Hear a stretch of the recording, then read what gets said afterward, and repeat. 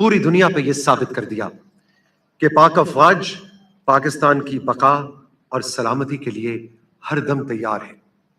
और इसके साथ हमने ये भी देखा कि ये दलेर पाकिस्तानी कौम हर लम्हा पाक अफवाज के साथ सफ बसफ सीसा पिलाई दीवार बनकर खड़े रहे और खड़े हैं। एक ऐसी दीवार कि जिसमें ना कोई शिगाफ है ना कोई खला है। और इसी को कुरान पाक ने यूं बयान फरमाया, बुनियानुम मरसूस।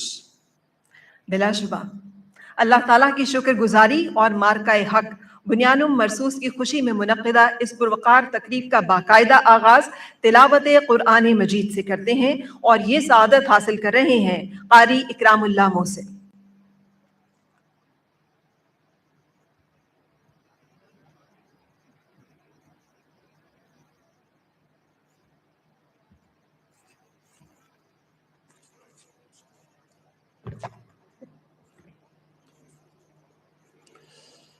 أعوذ بالله من الشيطان الرجيم.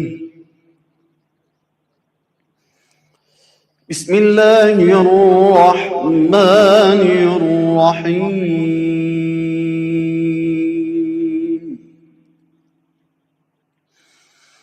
سبح لله ما في السماوات وما في الأرض. سبح لله ما في السماوات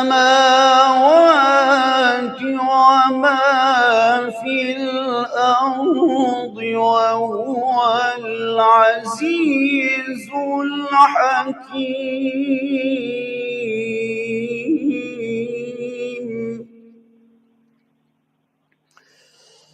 يا أيها الذين آمنوا لمن تقولون ما لا تفعلون.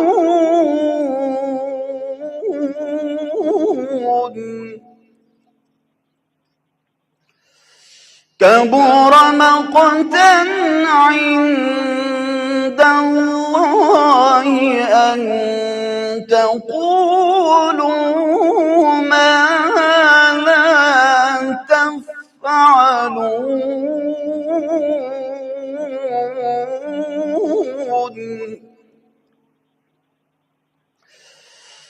إن الله يحب الذين يقاتلون في سبيله صفا كأنهم بنيان مرصوص.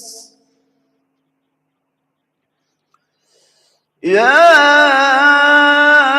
أيها الذين آمنوا لمن تقولون ما لا تفعلون.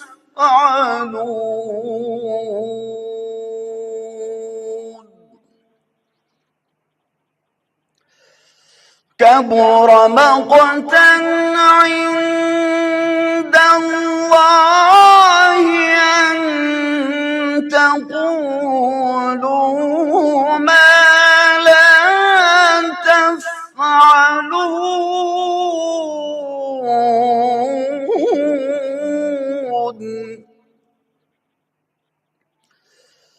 إن الله يحب الذين يقاتلون في سبيله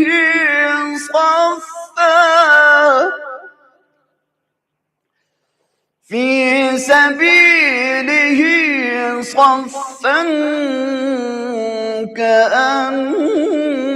كأنهم بنيان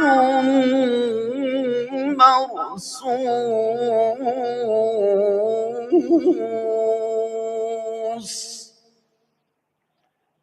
صدق اللہ العظیم۔ ارشاد باری تعالی ہے، اللہ کی پاکی بیان کرتا ہے، جو کچھ آسمانوں میں ہے اور جو کچھ زمین میں ہے، اور وہی عزت و حکمت والا ہے۔ اے ایمان والو، کیوں کہتے ہو وہ جو تم کر نہیں سکتے؟ سخت ناپسند ہے اللہ کو وہ بات کہ جو تم کہو اور پھر کر نہ سکو۔